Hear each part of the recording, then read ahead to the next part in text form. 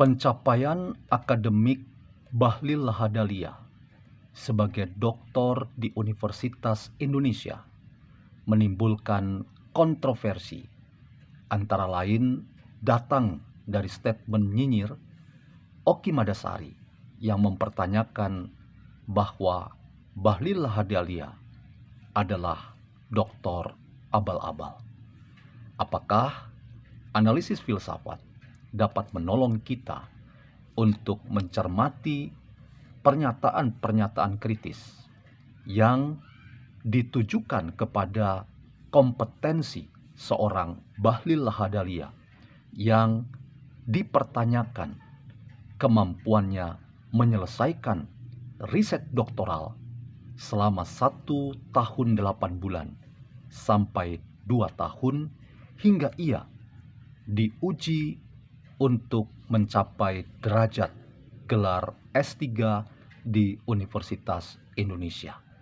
Bagaimana filsafat membantu kita untuk mencermati secara kritis kedudukan Bahlil Lahadalia dan statement-statement nyinyir yang datang dari siapa saja terkait dengan prestasi akademik seorang Bahlil Lahadalia. Selamat datang di channel Meragukan Filsafat, sebuah channel yang dibangun untuk turut mengedukasi ruang publik Indonesia dengan menggunakan perspektif pemikiran filsafat untuk membaca fenomena sosial, politik, kebudayaan dalam konteks Indonesia kontemporer, tanpa berpretensi untuk menggiring opini kita untuk mempercayai pandangan-pandangan dalam channel ini. Sosok Bahlil Lahadalia menarik, bukan karena statement-statementnya yang sangat kontroversial terkait dengan bagaimana si Raja Jawa yang masih belum jelas siapa yang dimaksud dengan Raja Jawa itu. Apakah itu menunjuk pada Presiden Joko Widodo atau the next president, yaitu Presiden terpilih Prabowo Subianto, yang kebetulan sama-sama sebagai orang beretnis Jawa. Teman-teman, sebelum lebih jauh saya ingin mengulas bagaimana kita bersikap analitik terhadap pencapaian gelar akademik Dr. Bahlil Lahadalia.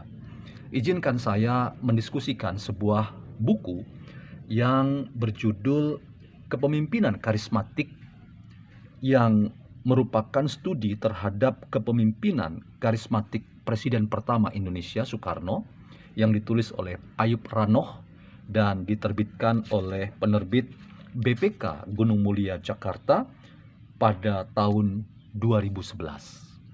Apa yang menarik dari buku ini, teman-teman? Yang menarik bahwa ketika kita bicara tentang kepemimpinan, maka ada 2 aspek yang melekat, yang merupakan bagian pembentuk kompetensi. Yang pertama adalah prestasi yang ia terima, alami, rasakan dalam jenjang pendidikan yang ia masuki. Dan yang kedua, bahwa kepemimpinan itu dibentuk oleh serangkaian pengalaman. Artinya, melalui pendidikan dan pengalaman, maka tampil citra dan gambaran seorang pemimpin yang sejati. Seorang pemimpin bukan karena dilahirkan lewat pendidikan-pendidikan, mulai dari jenjang-jenjang yang ia capai sampai ke jenjang pendidikan tertinggi, misalnya bergelar doktor. Bahkan Ayub Ranoh sebagai penulis buku ini ingin mengajukan sebuah pandangan yang menurut saya benar, bahwa tesis statement atau pernyataan utama dari Ayub Ranoh bahwa kepemimpinan karismatik yang ada dalam berbagai macam level kedudukan dan jabatan itu ternyata dibentuk lebih banyak pada level pengalaman. Artinya pengalaman yang dirasakan, dialami seseorang, itulah tingkatan tertinggi untuk memastikan bahwa seseorang punya level kepemimpinan yang teruji, yang mumpuni, dan yang betul-betul ia paham tentang bidang-bidang yang digeluti dan dimasukinya. Apa pesan yang mau dikatakan lewat buku ini ketika kita membincang dan menganalisis pencapaian gelar akademik dari seorang yang bernama Bahlil Lahadalia. Saya ingin mengatakan bahwa apa yang dikomentari oleh seorang Oki Madasari yang meragukan kebenaran dari pencapaian akademik Bahlil, yang meragukan bahwa ia adalah doktor yang benar, saya ingin mengatakan bahwa Oki Madasari, Anda keliru, Anda salah. Karena gambaran tentang seseorang itu tidak dibentuk oleh pendidikan ansih. Gambaran seseorang itu dibentuk oleh apa yang dinamakan pengalaman. Dan pemerintah itu telah memberikan regulasi yang sangat tepat yang disebut dengan RPL, yaitu rekognisi pembelajaran lampau, di mana melalui program RPL maka pemerintah akan memberikan pengakuan terhadap kecakapan, kompetensi, keahlian yang diperoleh seseorang karena pengalaman-pengalaman yang ia kerjakan, yang ia lakukan, yang ia hidupi selama sekian waktu terkait dengan bidang-bidang yang ia geluti. Dan semua pengalaman-pengalaman yang berharga itu akan menolong seseorang diakui kompetensinya dan bisa dihitungkan dalam sistem satuan kredit semester.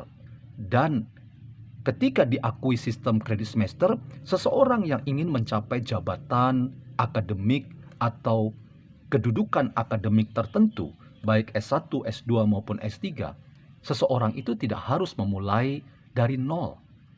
Karena RPL memungkinkan seseorang untuk memulai dari hasil rekognisi atau pengakuan pada kompetensi yang diterima seseorang sebagai orang yang menguasai bidang tertentu yang ia dapat dari pengalaman sekian lama.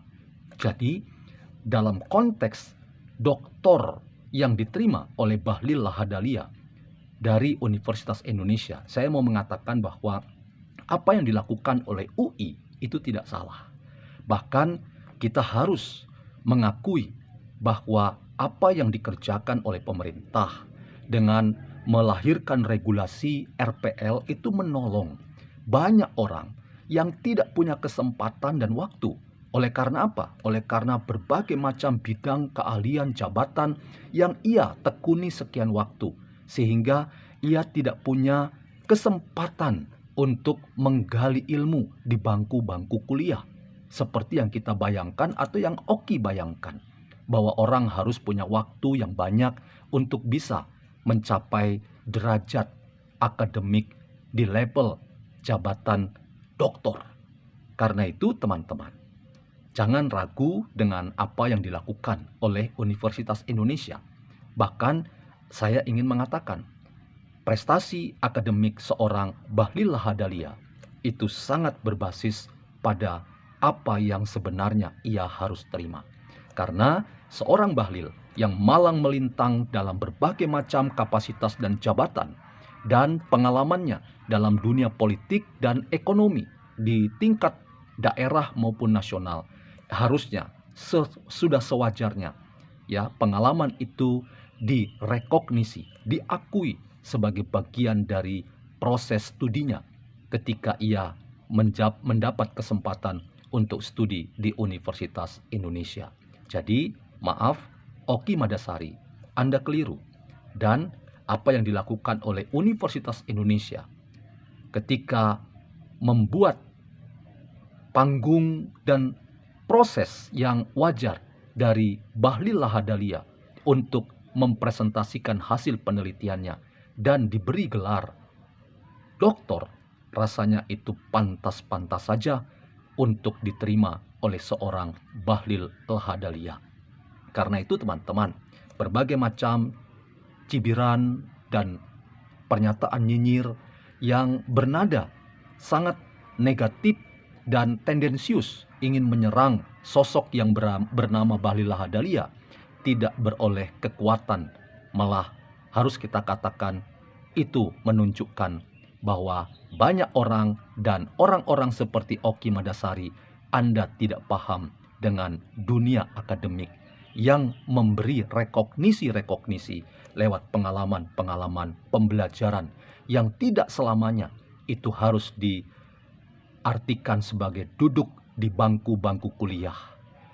Dan dalam konteks buku ini, saya ingin meneguhkan bahwa kepemimpinan seseorang, termasuk misalnya sekarang kita harus akui Bahlil Lahadalia adalah tokoh penting sebagai Ketua Umum Partai Golkar dan telah sekian lama membantu Presiden Jokowi dan mungkin juga akan membantu Presiden Prabowo Subianto.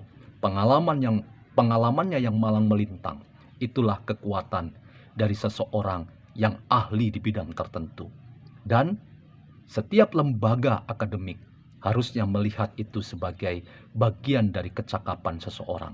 Tinggal rekognisi pembelajaran lampau itu yang menolong bahwa siapapun dalam sikap yang setara dan sama mempunyai kesempatan yang sama untuk bisa mencapai derajat pendidikan termasuk di jenjang pendidikan doktoral.